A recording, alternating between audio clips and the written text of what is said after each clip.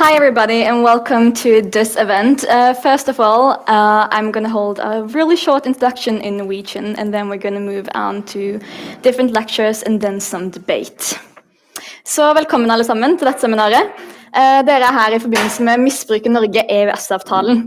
Dette i lys av at NAV-skandalen, som ble avslørt i 2019, den avslørte en kollektiv blindhet for de individuelle frihetene EU og EØS-avtalen gir norske borgere. Dette en frihet som gir oss fri rett til bevegelse og gjelder uavhengig av om man formidler fra NAV eller ikke. Dette var noe ikke alle i Norge var klar over. Som et resultat av Norges brudd på EUs friheter kan over 80 personer være ugyldig dømt for trygdesvindel. Det var altså EU som sikret NAV-mottakernes rettigheter, ikke den norske stat, slik som vi gjerne vant til å tro. Spørsmålet som vi nå i ettertid har stilt oss hvordan dette i utgangspunktet kunne skje, og hvilket handlingsrom det Norge har å forholde seg til med direktiver og forskrifter fra EU. Hva med det norske demokratiet oppi alt dette her?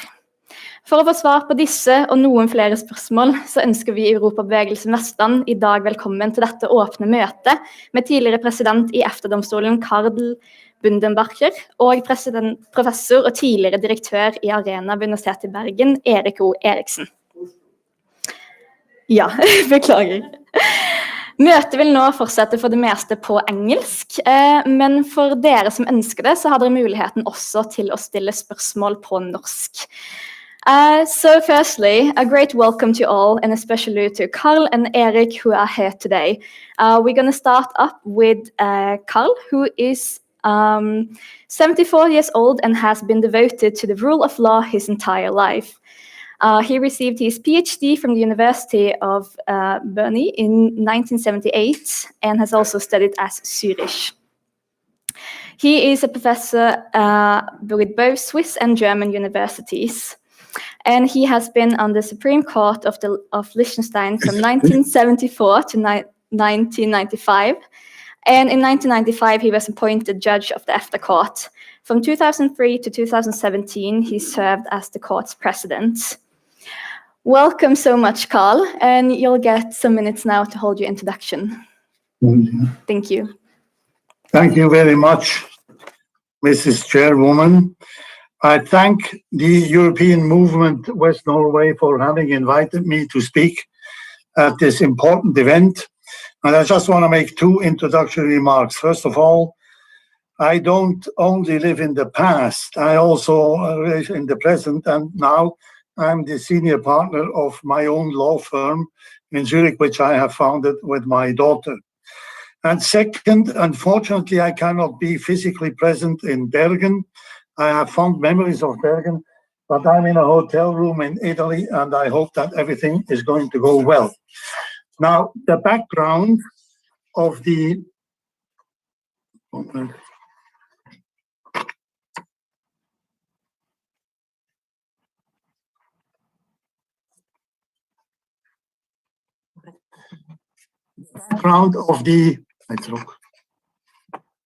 NAV scandal was that welfare payments were made conditional on residence and presence in Norway by the welfare authority.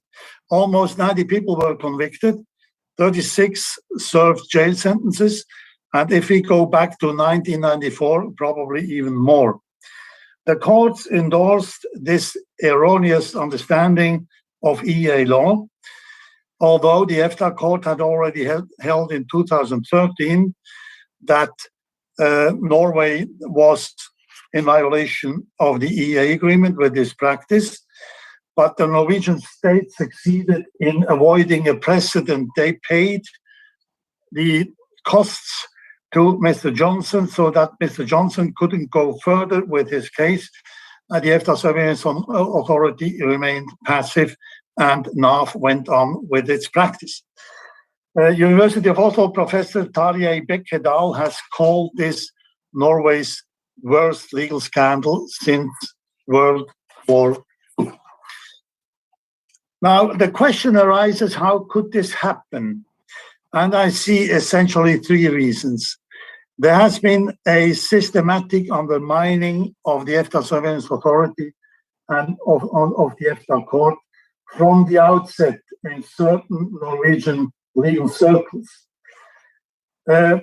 People have tried to dominate and intimidate the EFTA Surveillance Authority. And as the two Oslo researchers, Pavone and Stiansen, have written in a very, very important paper, which has been published in the United States now, there have been successful attempts to reduce the EFTA court to a shadow existence. We should not forget that for 2 years, the Supreme Court of Norway a reference boycott against the EFTA court, and they dealt with some 50 EEA law cases in these years. Now, particularly important and also detrimental was the fact that a number of prominent Norwegian lawyers have formed an informal anti-EEA coalition. I mention here the University of Oslo Orthodox Dualist School, the Oslo Center of European Law, the so-called Rurgas Connection. I'll come back to that. And most importantly, the so-called Room for Maneuver movement, which is driven by the state attorney and his allies. Now, according to the Room for Maneuver dogma, rather than loyalty and good faith, minimum following and state room for maneuver must be the guiding stars to navigate when dealing with the EEA, and I may add, with the European Human Rights Convention. RFM is a comprehensive concept which is ranging from efforts to control the EFTA court, to control ESA, to control the EFTA court, and to try to keep the EFTA court out of the game, the shadow existence. And this means that legitimate interests of citizens and economic operators take a back seat. All this is done in the alleged national interest. I have mentioned the Rurgas program. The German energy giant Rurgas has set up a very well-funded program in Norway many years ago. And this Rurgas program consisted of conferences, and at these conferences, mostly anti-EEA or EEA critical speakers were invited. The program also gave scholarships. It financed stays of Norwegian professors in Germany. And very importantly, these Rurgas people brought up a big EEA commentary some 3 years ago. Professor Selvig has called this commentary essentially a true-born child of the Norwegian-German Rurgas cooperation. And this commentary is a very special publication, some 1,200 pages, a very impressive book if you have a look at it. But the downside is that the decisive chapters were commented by Room for Maneuver protagonists, namely Professors Arnesen and Fredriksen, and by Paul Veneras, a lawyer of the state attorney. So it is quite obvious that this must be called a piece of guided research. Second point, NAF was the result of a multi-organ failure. NAF failed, the government failed, and the courts, including the Supreme Court, according to its own admission, failed. And Professor Mats Andenæs, the former director of the European Law Centre at King's College London, has said that unfortunately Norwegian courts are to a certain extent used to follow political signals, and that didn't go well in the NAF scandal. The third point, the NAF scandal is also a consequence clearly of the state attorney disregarding the duty of loyalty. This duty is laid down in Article 3 EEA agreement. I mentioned 3 cases here to begin with. I already said that in 2013, the EFTA court held in Johnson that the NAF practice was unlawful.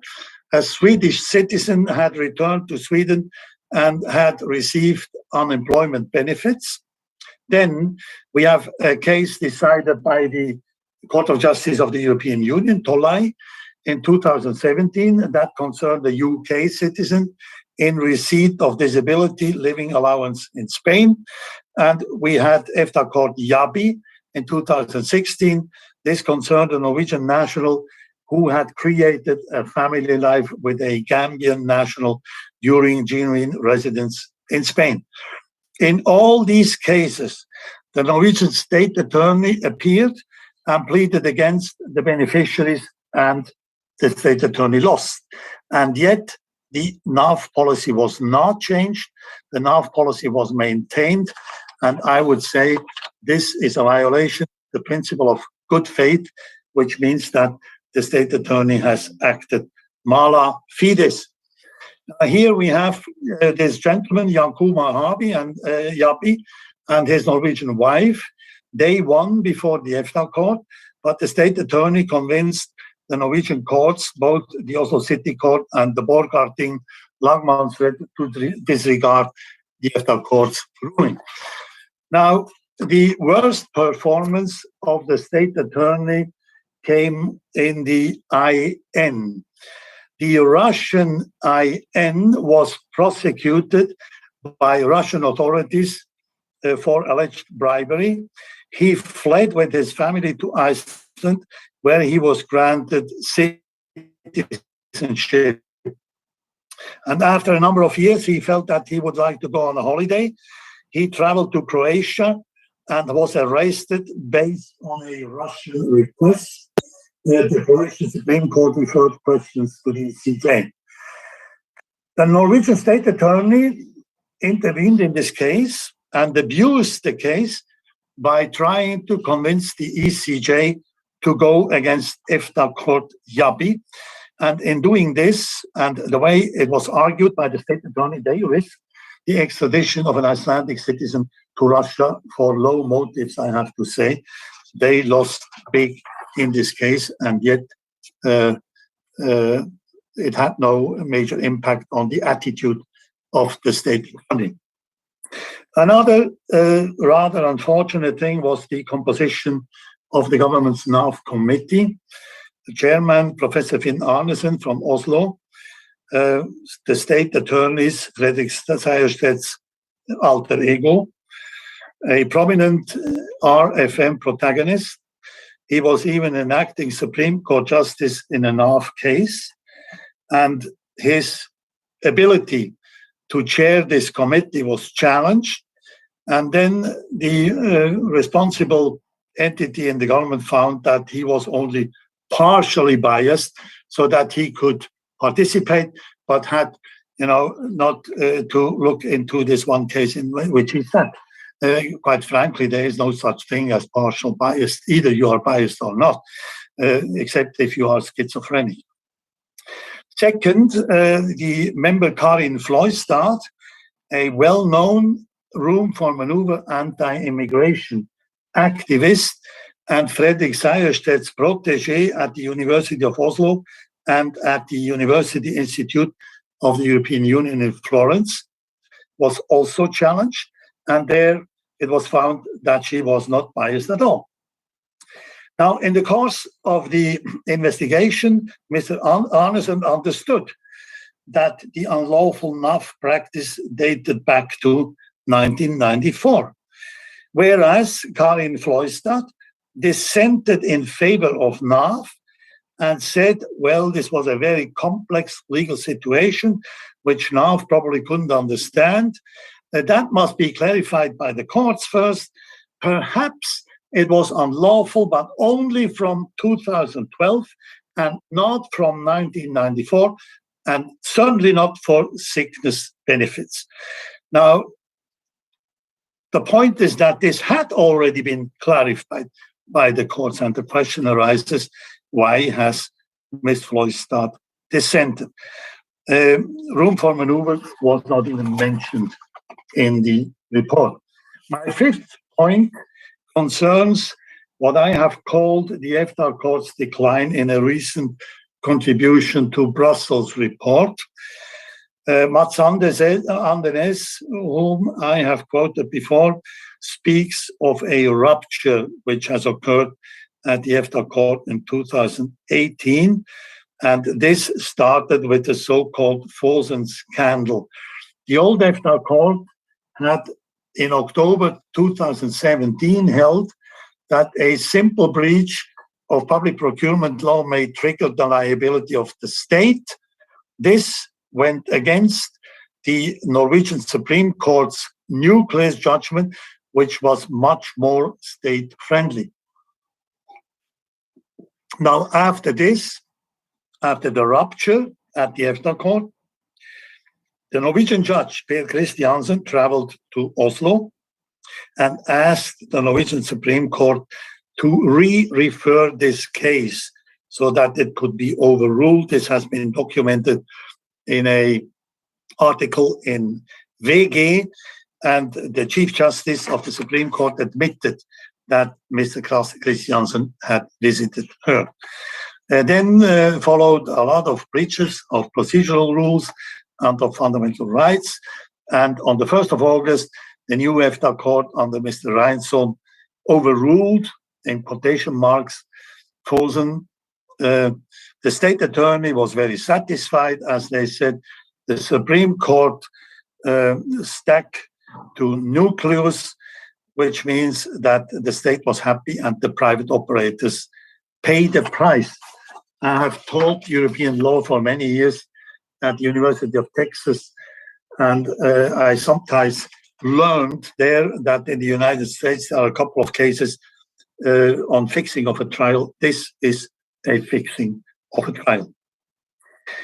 In May 2021, the EFTA court decided the first two NAF cases, cases involving sickness and work clearance benefits.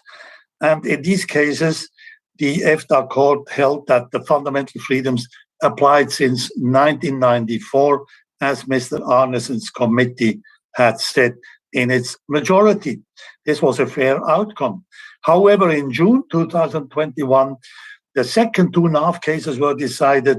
They concerned unemployment benefits. And here, the EFTA court said that the fundamental freedoms don't apply. This was a judgment based on juridical gymnastics in favor of the Norwegian government, the same government which had reduced the EFTA court to a shadow existence for so many years, and it went at the expense of the weakest and most vulnerable in society. It was also incompatible with the Johnstone precedent. I understand that 2 days ago, the oral hearing was held in the Borgarting Lagmannsrett in this case. What is particularly worrisome is that President Reinsson seems to lack independence.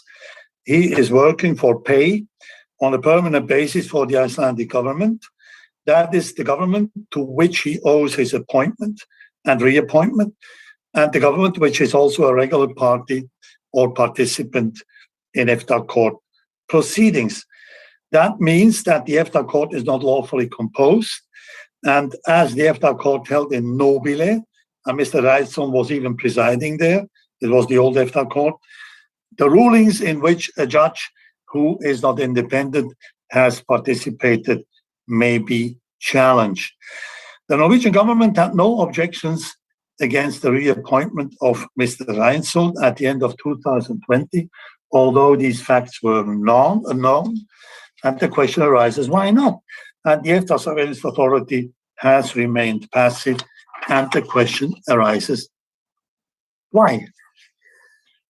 Last point concerns the grip on the EA-EFTA institutions. As far as ESA is concerned, that with the exception of 17 months in 2004, 2005, Norway always had the presidency of ESA. The Sejersted report of 2012 said, well, this is understandable because Norway wants to give priority to ESA.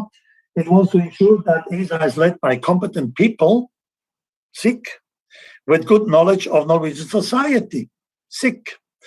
Now, this implies that there are no people of comparable competence in Iceland and in Liechtenstein, and that knowledge of those societies is less important. I think that it's much more plausible to assume that Norway just wants to control ESA as well as possible. And I should add that the college members, both from Norway and Iceland, are always former career bureaucrats who often need a job in their national bureaucracy afterwards. As far as the EFTA court is concerned, I would just emphasize that 3 out of 4 Norwegian judges have been long-standing bureaucrats, have been socialized as bureaucrats and not as judges or as private lawyers or as full-time university professors, and that Norway refuses the establishment of a panel on the model of Article 255 Treaty on the Functioning of the European Union in the EFTA pillar. This panel's task would be to scrutinize the ability and independence of judge candidates proposed by individual governments. And the question is, why does Norway not like this? Let me draw 4 conclusions. First, room for maneuver is incompatible with the EEA agreement and the rule of law in particular. Second, NAF is only the tip of the iceberg. Third, the state attorney has given wrong advice. He is in a permanent conflict of interest. He systematically violates the duty of loyalty. And 4, Norway risks to lose reputation as one of the leading European democracies if things go on the way they have been going on in the last years. Thank you very much for your attention.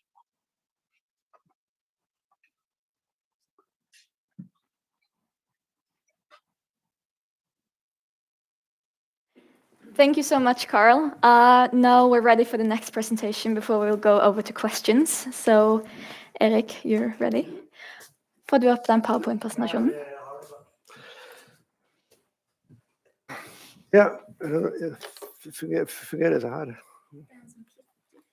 Okej, den är på. Yep. Yeah, thanks a lot for inviting me to this session here, and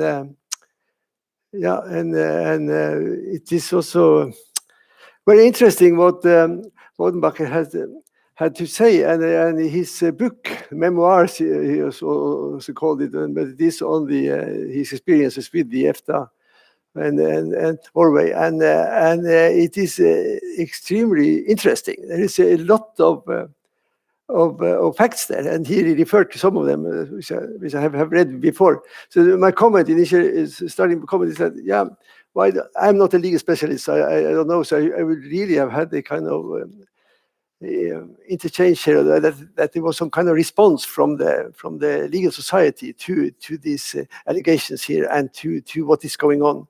For me, it looks like Bodenbacher is quite right,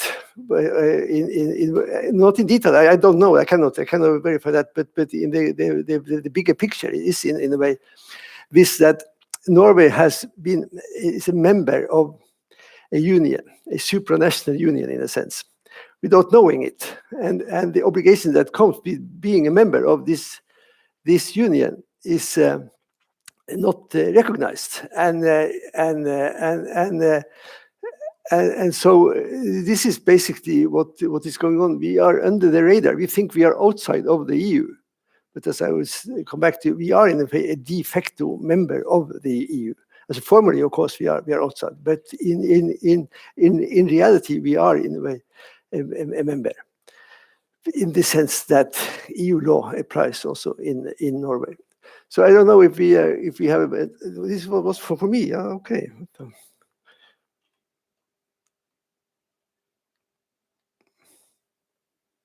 Is it the other way? Yeah. Bodenbacher told us all about this, so I don't have to go into that. Just to keep the what is the jargon? Okay, the people, so we know what we are talking about. So this is the facts how it is referred also in this NOU, and that he also referred to the blind zone. That is what really happened here is that that some people did not get what they were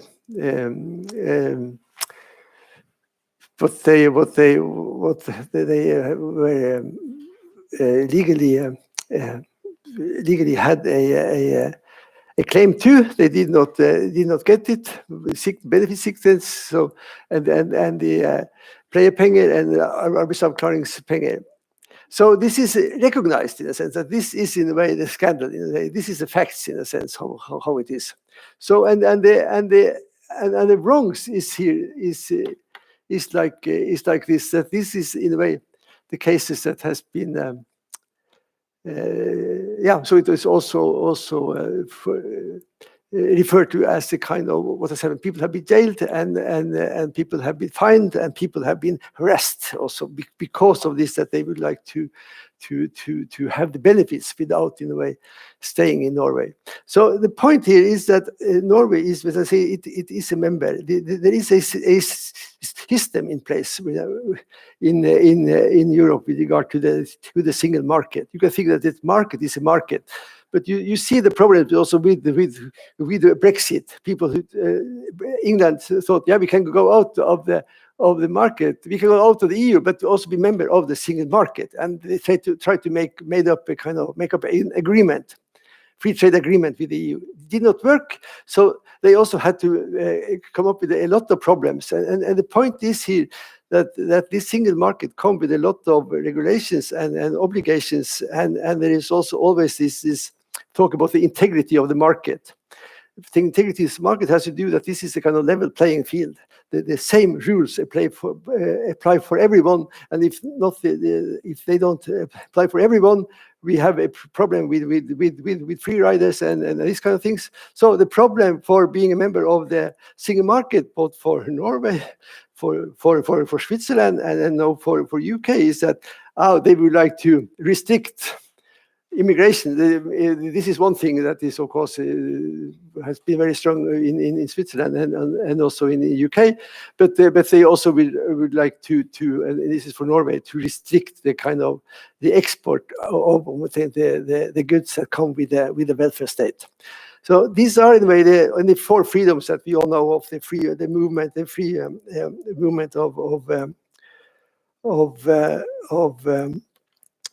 of persons, of trade and goods and services. They are in a way a kind of a coherent system here that is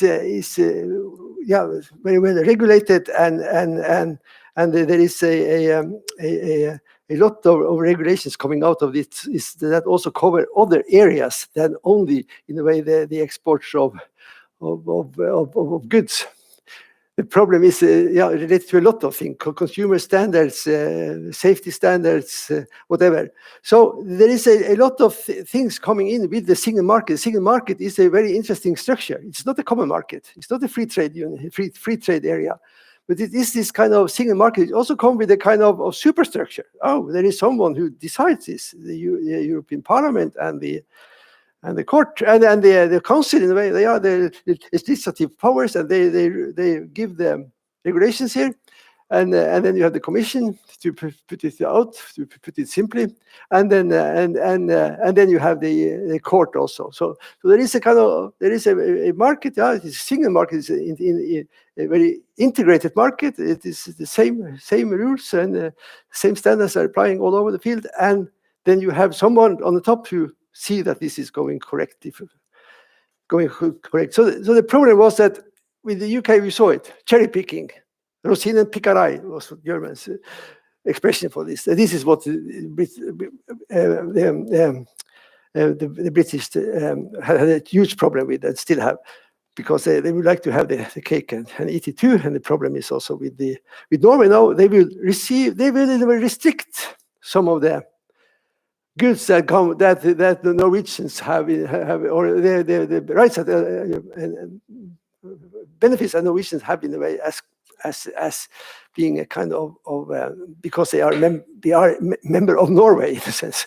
The problem is that there is a non-discrimination clause also in the EU and in the single market, so you cannot discriminate on the basis of whatever, but also on nationality. So everybody is treated alike. So you cannot say because you are Norwegians, you should have a kind of particular rights here. So this is why. So what I should try to do to make us reflect a little bit about why did this happen in a sense, and Bonnebakker was into many things here, and I will not object to what he said at all, but I would say there was one thesis out there pretty early, that this is in a way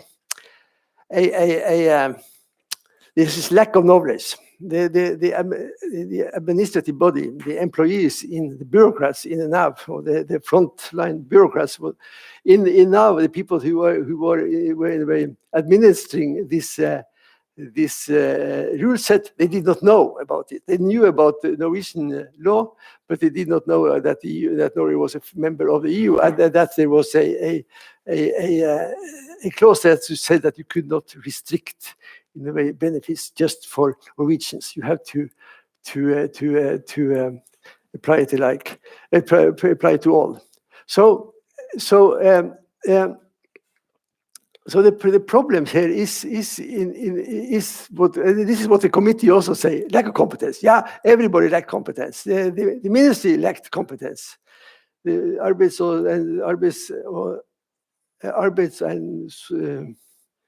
Sosialdepartementet, who is the main ministry here, lacked competence. And you also have this Trygderetten, who also is a kind of, it could be a court here, who could oversee these things.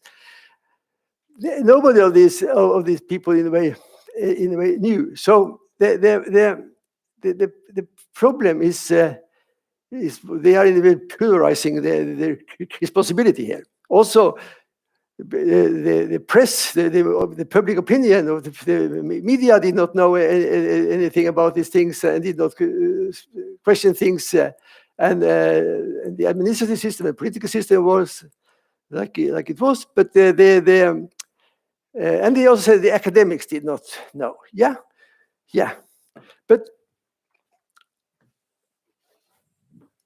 so and what he's saying is that. But we wrote a book in 2014. It was the very funny year when we had the celebration for the Norwegian Constitution. It was 200 years, the Norwegian paradox. And Lars, we sitting behind there, he was also in that book. So we had we said that this was the paradox is in a sense that Norwegian people voted no to EU membership, but we are in a way. We have become in a way de facto members of the Union. So why do we celebrate the European, the Norwegian Constitution when it is the EU Constitution that applies in this country? It was a kind of, to put it sharply, and I said this on television also, but nobody reacted. And the legal scholars that he also referred to, Bonnebakker, they would not look into it in a sense. So in a way we saw this, but the problem is in a way that it is clearly written there in a way sense that if there is a collision between Norwegian laws and EU law, then Norwegian law must give way to EU law. EU law has in practice, in reality, the upper hand here. So that means in a way that this EU, this directive that is referred to here with regard to how the benefits should be distributed, coming from the EU, has a kind of rules out the other one. So the problem is, of course, that the point is also, of course, that Norway. Formally, this is right. It is an international treaty in the sense that we can go out of it. So we can say no. Yeah, we can say no, but then we risk, as we come back to the whole arrangement, we risk going out of the EEA agreement. You cannot say, you cannot, and you have not refused or denied the incorporation of any directive since 1994. So this is how we hold it. So the point is that I must go the other way. What is it?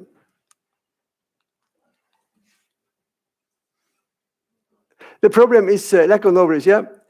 But the point is that some knew this is not. There is something to it that this went under the radar. People did not know, and they were also fond of Norway, so they did not would like to oppose anything here. So this is how it was. But the NAV's audit itself revealed that there is a problem here. That these exports, these restrictions on welfare exports, conflicted with the EEA agreement on free movement of rights. So there you have it. Already in 2009, and this I cannot go into detail here because Bodenbach went through all this kind of thing and the cases that were up. So that in a way that first hypothesis does not hold. Can explain a bit, or some of it, but it cannot explain because some knew. Yeah, and we knew, and a lot of, and they also refer to, yeah, some other knew. So, but okay, so then you have the problem, which is also which I think is also the case here. The more I have looked into this case, is that there are some political motives here.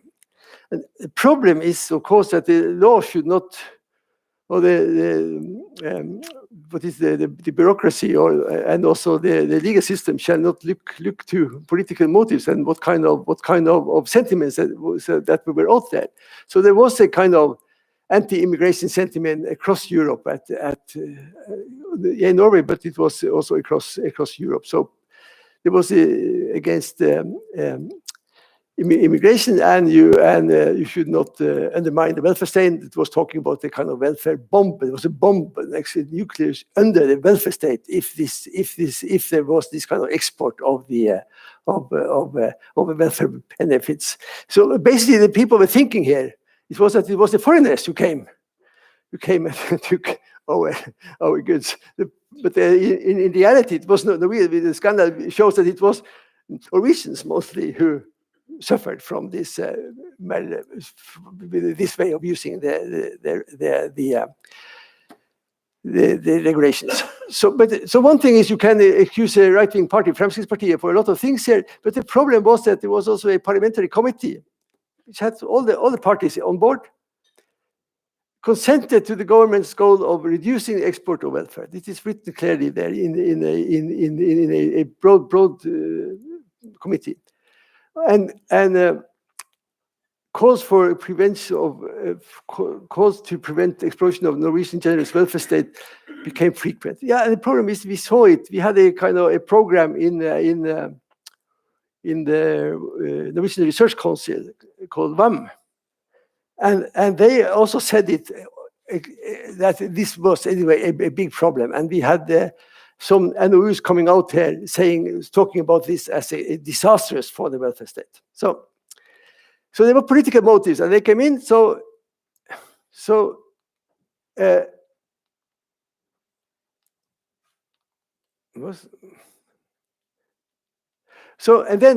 And then why is also that Bodenbach is so focused on this room of maneuver?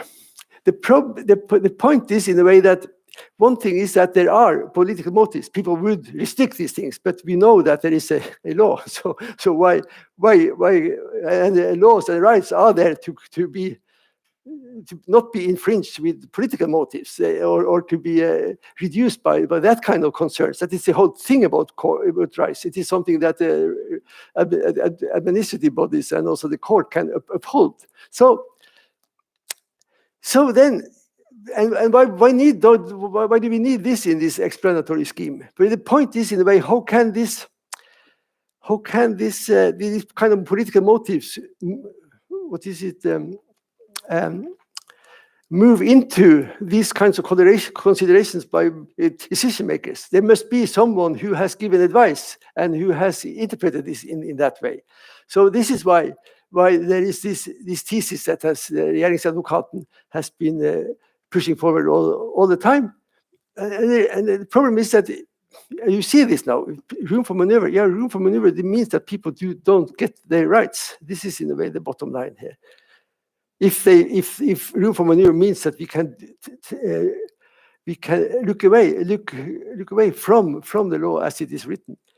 So the point here is that it was a popular doctrine, and of course it is so widely described. So we have a lot of room for maneuver outside the EEA agreement, or the opt-outs that we have. We have opt-outs for a lot of things, but you cannot, if you use it in this legal area where we are in a way committed by the regulations, then you have a problem, and there is no legal basis for it. Quite the opposite. There is an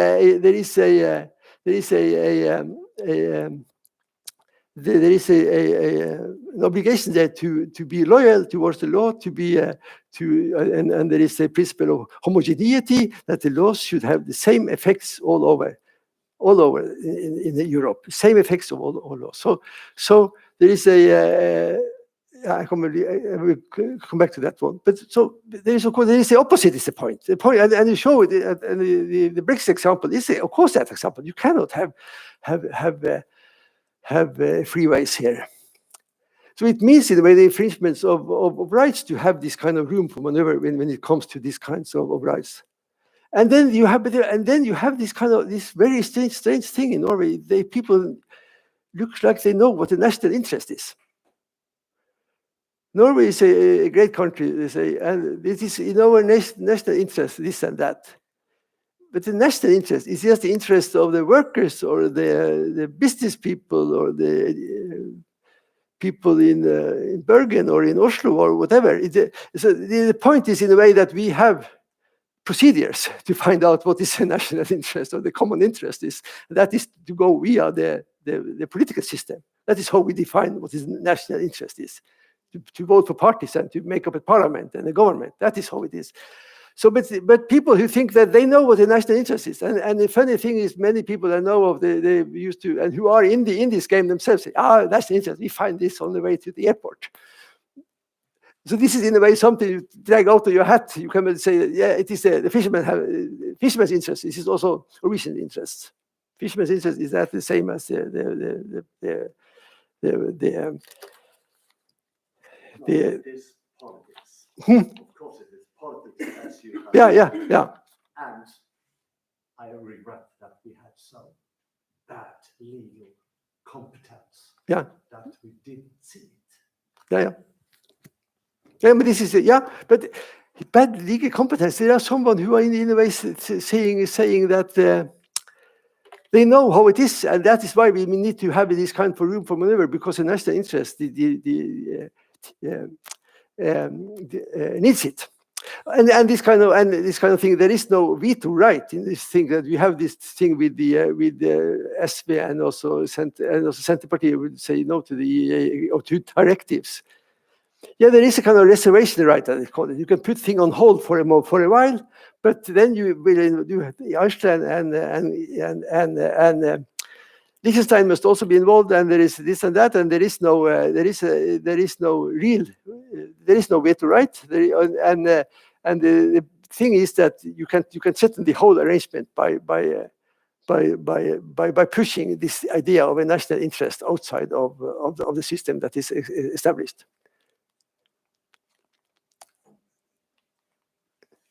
Yeah, this is what I was after. We say there is no legal basis for it. The EU, in a way, requires non-discrimination and legal homogeneity. That is that there is the same effect all over the line. The principle of mutual recognition and the equivalence of legislation as effect utile, as a French word they use. So it commits the members. They are committed to an effectual application of the EU law. And the principle of loyalty, as also Bodenbeck was into, a duty to realize the commitments of the agreements.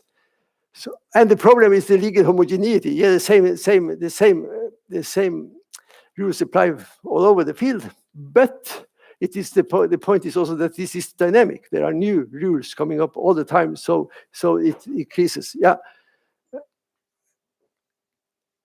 This is just because this is, yeah, and so, no, this is my last thing. The problem is also, and that is, so the problem is also that these things, and this, there is a kind of horizon here that we are outside of by having the position in the EU that we have.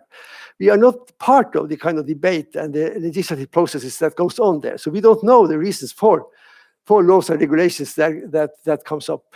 So we are, in a way, we are members, as I said, that we are members without participatory rights.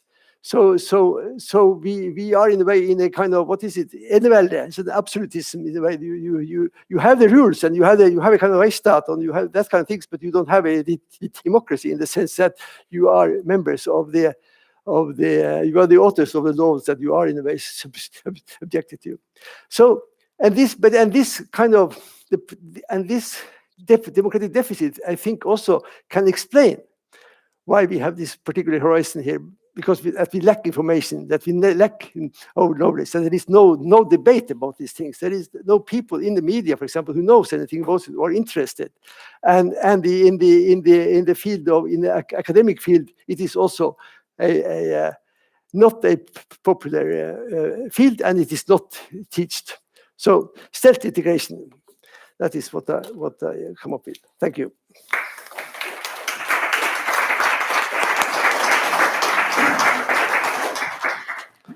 Thank you so much. Could we get Carl up on the screen again? Perfect. So Eric, maybe you could stay up here because we're going to do a short round of questions. So if we have them both ready, people can just raise their hands if they have anything. We have a first question over there. My question goes to Carl Baumgartner. Hello, Carl. I'm Morris. I've been working a lot with the cases pending and going on in the European Court of Human Rights, and as you are aware of, Norway has been convicted 12 times for violating Article 8 in September 2018. 12 times, it is like a European record by far. However, as I'm listening to your excellent speeches now, I see exactly the same pattern with regard to the European Convention rights and the decisions from the court. And what's happening in Norway is that Norway is not doing nothing to comply with the judgments from the European Court. Nothing. I mean, even the payments are being delayed. So my question is, how can we raise more international awareness about what's going on in Norway with respect to the judgments from the European Court of Human Rights? Because exactly what's happening is what you're talking about now. Carl? Is it me? Yeah. Well, you know. Did you hear the question? You didn't hear the. Did you hear the question? Well, it's not. No. I think you have to repeat. Okay, I'll repeat it. With the microphone, please. And just come up, go up to the podium there and repeat the question. This one's on. Hi, Carl. My question goes to you. We have been communicating a little bit about the judgment from the European Court of Human Rights, which I've been involved in some of the cases. And as you are aware of, when I've been listening to your excellent speeches,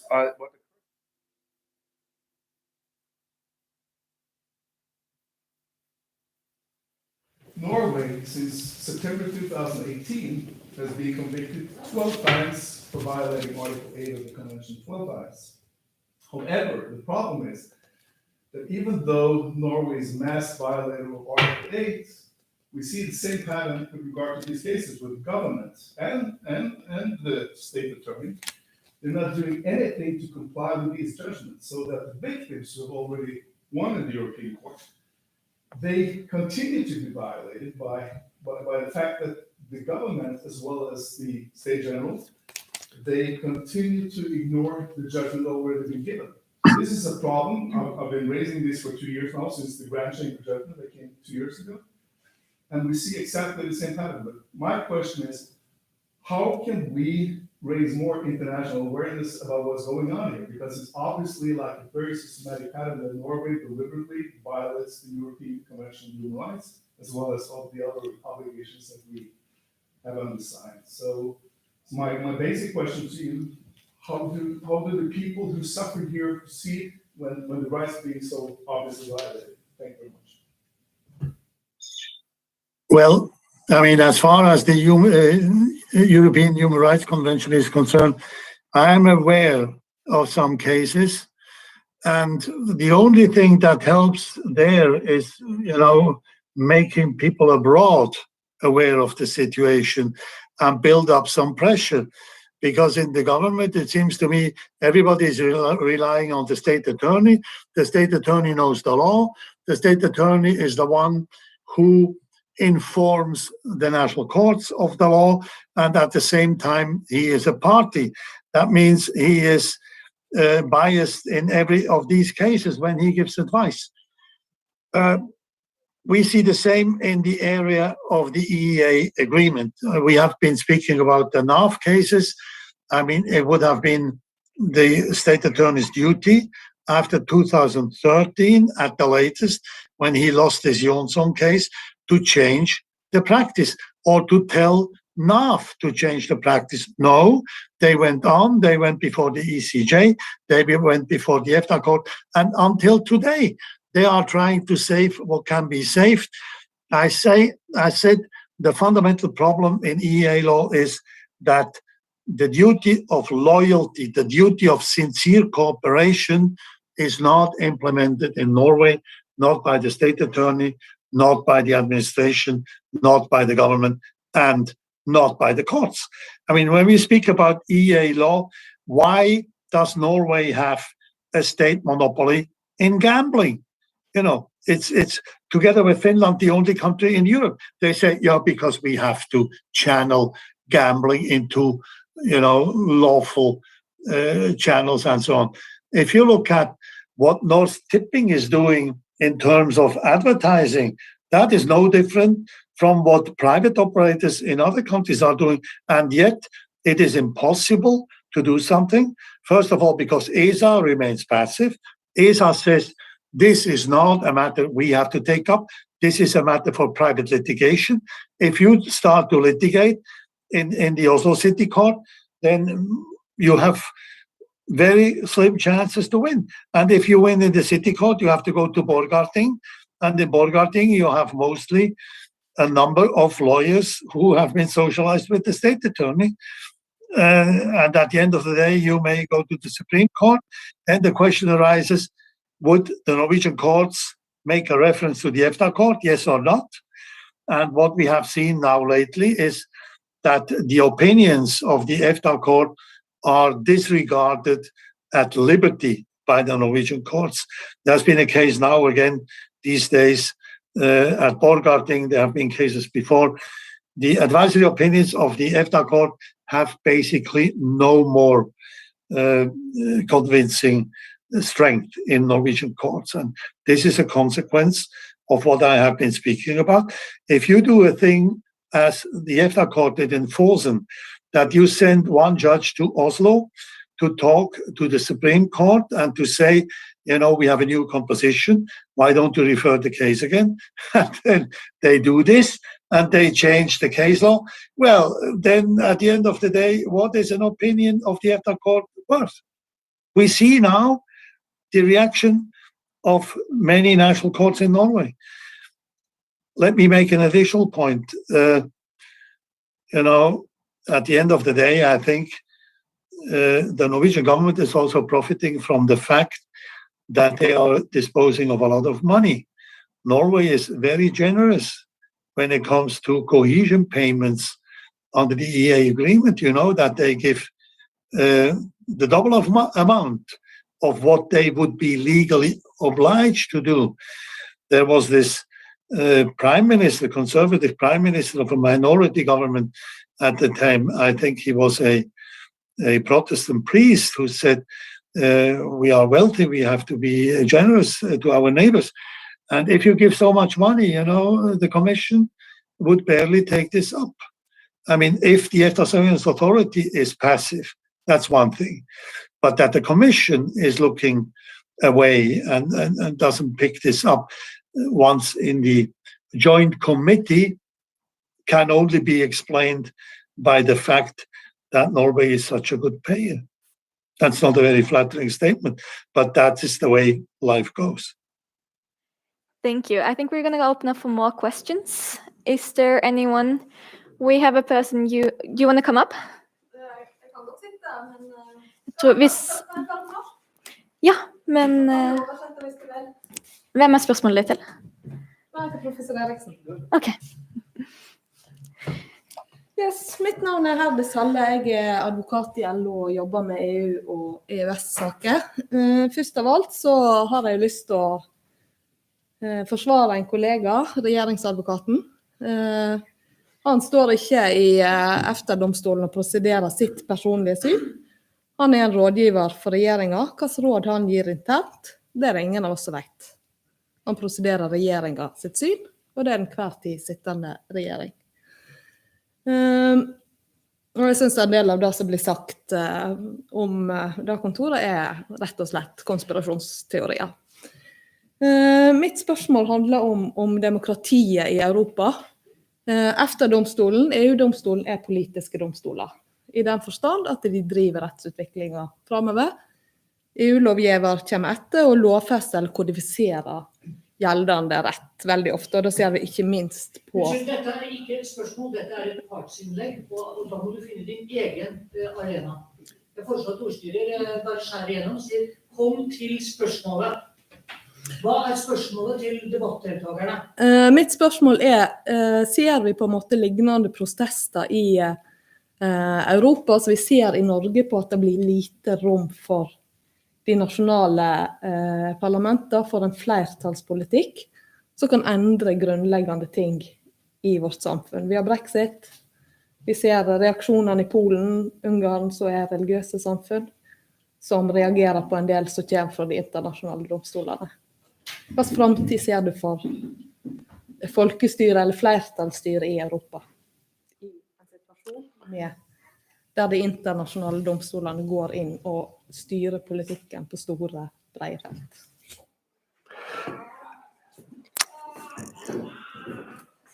Ja, jeg kan jo svare på norsk kanskje, da jeg vet ikke, skal jeg... Altså, rettsvesenet jo med I en sånn, I det vi snakker om som disse styringssystemene og det demokratiet vi har utviklet I Europa. Og det vi ser for oss jo at Polen og Ungarn ikke overholder de grunnleggende reglene som de har, som gjelder for det samarbeidet, også for det parlamentariske systemet som der. Så det jo, så altså at med EU det jo slik at du har vært med på å lage de lovene selv, og du har skrevet under på dette. Det gjør de med å bli medlem I EU. Så det med England jo, Storbritannia jo noe annet, og det har ikke med, og det jo klart at det en utmeldelsesparagraf I EU så de kan bruke. Men det som problemet med Ungarn og Polen jo at de bryter de lover som gjelder for det fellesskapet så lenge så de med I det fellesskapet. Så jeg ser ikke noe problem for folkestyret I det hele tatt. Tvert imot har du ikke hatt disse rettsprinsippene å forholde til, så har du ikke hatt noe folkestyre I Europa heller. Altså, nå kan du håpe om at det blir et nytt valg, for eksempel, I Polen.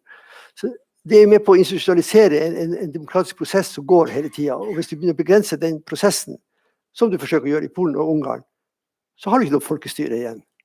Så det det som utfordringen der. Med Storbritannia det noe annet som vi alle vet. Var det svar? Altså, folkestyre uten at du har rettsprinsipper I grunn, så styrer folkeviljen på det viset at det frie valg, fri meningsdannelse, presse, media og alt mulig, og et fritt og uavhengig rettsvesen. Det jo de problemene som man står overfor I Polen og Ungarn. Det har ikke noe med folkestyre å gjøre. Det har med folk i den forstand som jeg snakket om det i sted, at noen vet hva folk er for noe. Utenfor demokratiet. Vi er ungarere, derfor vet vi noe. Men vi er ungarere, men mange ungarere. Et hvert folk oppdager plutselig veldig raskt at de blir flere folk. At de er flere folk. Og da må vi ha prosedyrer. Takk. Yeah, so I know that Carl doesn't have that much time left. So if we have a question directed to him, we could take those first, and then if we have more questions for Eric, we can do them after. Is that okay? There's a question there in the back for Carl.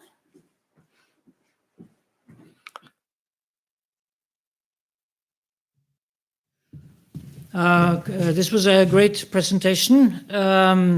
There is an election in 3 days, and this is should be a hot topic. One of the parties is going for maximum room for maneuver. I have a problem seeing that there is, in fact, any more room for maneuver without completely obliterating the legal base on our European integration. On the other hand, on the more long term, my question is, what can we do about this? I'm a politician. I'm not up for election, but I support one of the parties, and even I have trouble bringing this perspective forward.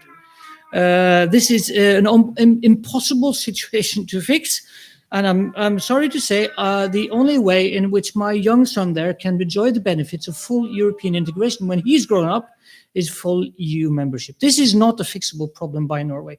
You, all of you, including the labor movement, will be mistreated by the Norwegian central state.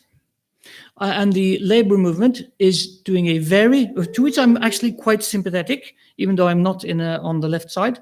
The labor movement is taking a very high-risk strategy of keeping us out of European integration. If you look at the other European labor parties, they're strongly pro-European. This is why I want European citizenship for my son. So, Carl, is this fixable? Or the simple thing is to take it to the public, have a referendum, and go for EU citizenship. Is it fixable? That's my question. Thank you. Carl, do you have a response? Yes. Well, that's very difficult for me to answer this question because I'm not Norwegian. All I can say is the following. If you would make a referendum now on EU membership, you would risk to lose big, in my view, because if you look at the situation in Switzerland, in the polls, EU membership is down at 15% at maximum. And the European Union is having so many problems right now. If you think of the divide between the old member states further in the west and the eastern member states, and it's not all about, the crazy Poles and the crazy Hungarians. It seems that many people living in the east just are fed up by being told, by somebody else what they should do, how they have to live, what is correct, what corresponds to the famous European values. The European Commission defines values and then wants to impose them on the others, and often they do not live up to these values themselves. So, if you ask me, I would say it's risky business to go for a referendum now. At the end of the day, you could lose big, and then it will be over for the next 20 years again.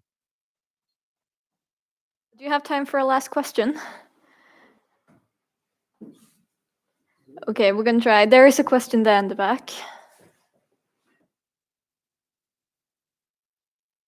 Thank you so much for being with us. My name is Torbjörn. I'm chairing this movement here in Bergen. And I want to stress the question we had earlier. What would you suggest could be a possible way forward to better implement the rules of law that we are expected to follow? Well, I would say, first of all, they must be taught in an objective way at the universities. I once gave a talk at the University of Reykjavik. No, it was the University of Iceland. And there were some Norwegian guest students. And after my talk, they came to me and said, we have listened to European law class of Fredrik Sejersted. And after having listened to you, we feel that he was talking about a different agreement. You cannot indoctrinate students by telling them that the EEA agreement is a bad agreement. That doesn't work. It starts there. And then it goes on. If the state attorney goes before the Oslo City Court, there you have a single judge. And this judge has probably been brought up by the state attorney, has worked in the state attorney's office for 12 or 15 years or the like. And the state attorney distorts EEA law. A specialty of the state attorney when it comes to fundamental freedoms is to preach a wrong proportionality test, to say, well, you must not look into whether a restriction of the free movement of persons or of the free movement of services or capital or you name it is proportionate. It is enough that the government has plausible reasons. You must only carry out a light proportionality test.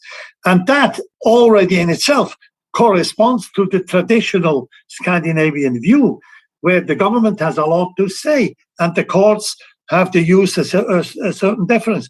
If you compare that with Iceland, the Icelanders have codified the principle of proportionality in their constitution and in their legislation after having joined the EEA agreement. In Norway, there is still this ongoing discussion, is it really necessary that we control the government? Shouldn't we give the government rather leeway? If they come up with a half reasonable explanation, it's okay. And so, it starts there, that the state attorney pleads against good faith. In these NAV cases, they knew they had lost Johnson. They didn't change anything. They lost Tolley in the UK. They didn't change anything. And they lost Yabi and didn't change anything. And go on. That is not, proceeding according to good faith. This is proceeding mala fide, as it was called in Roman law. So, essentially, everybody should take this up, at the universities, at the courts, at the government, in the bureaucracy. And, politicians are the way they are. If a guy comes and says, well, I won, and we have won here and we have won there, politicians usually have a short horizon. They don't think in the long run. They want to be re-elected. They are vote maximizers. I don't say that. I don't blame them for that. But that cannot be the whole picture. Thank you. And I know you didn't have that much time, so you just have to tell us when you have to leave. But if there's any more questions in the audience, then this would be the time to ask them. Yes, a question over there. Could you come up, please? So my comment or question is more about the room or the room to maneuver and the space that that Norway has, and maybe it's not actually utilized as it could be. So that's the kind of the other side of the coin, because if you look at EU directives, there are kind of common objectives and they can be implemented with some leeway. And if you look at some EU directives and you compare all the EU countries, you see quite a few differences across EU countries, how they have been implemented. But then if you see in Norwegian law, it refers to the EU directive as an annex, and that's it. So is there any way that it could be kind of utilized for the room to maneuver and that one actually has? Is it again for me? I think this is a question for Professor Eriksen. Yeah. I think so.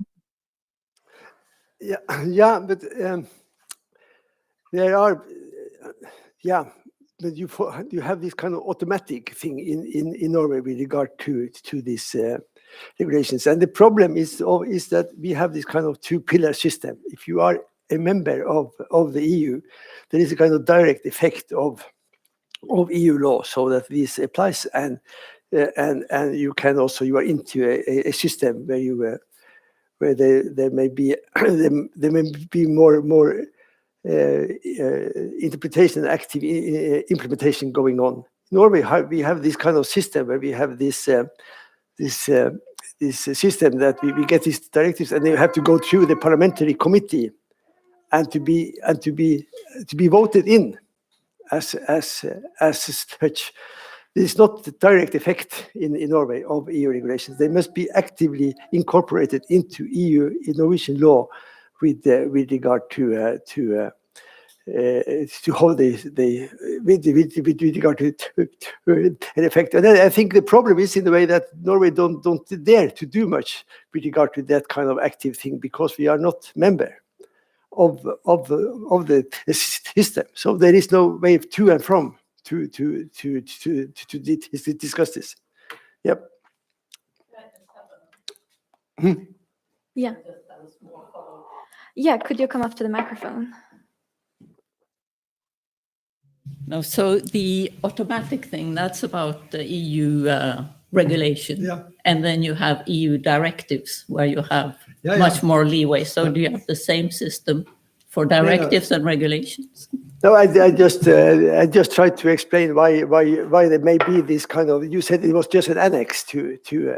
But that's my explanation is that. But maybe I'm wrong. I'm not. I'm just suggesting one. But we have gotten a new project. We are going to look into that one. So thank you for that. Yeah. Thank you. Is there any last-minute questions from the audience? To Erik as well. I don't know. I think this just to answer to respond to this, what can be fixed and what can be done. I think this is in a way a question of in a way of a kind of democratic importance. And I am not sure that anything will happen unless there is a kind of change in the opinion and people and the press and people start to engage into this.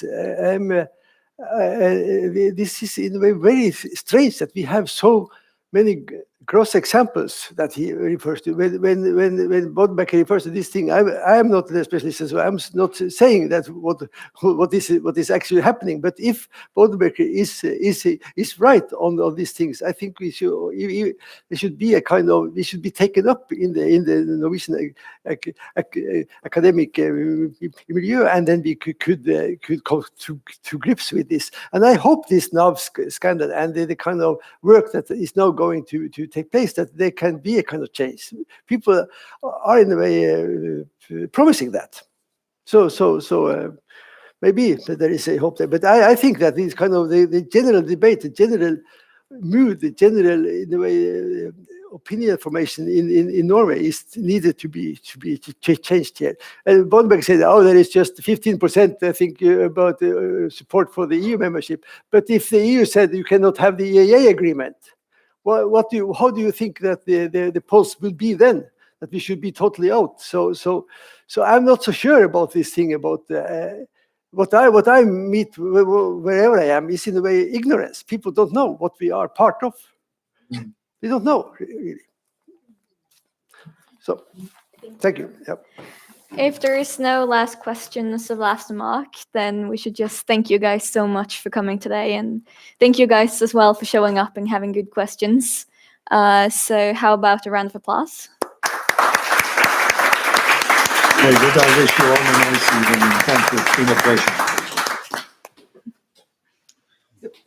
Okay.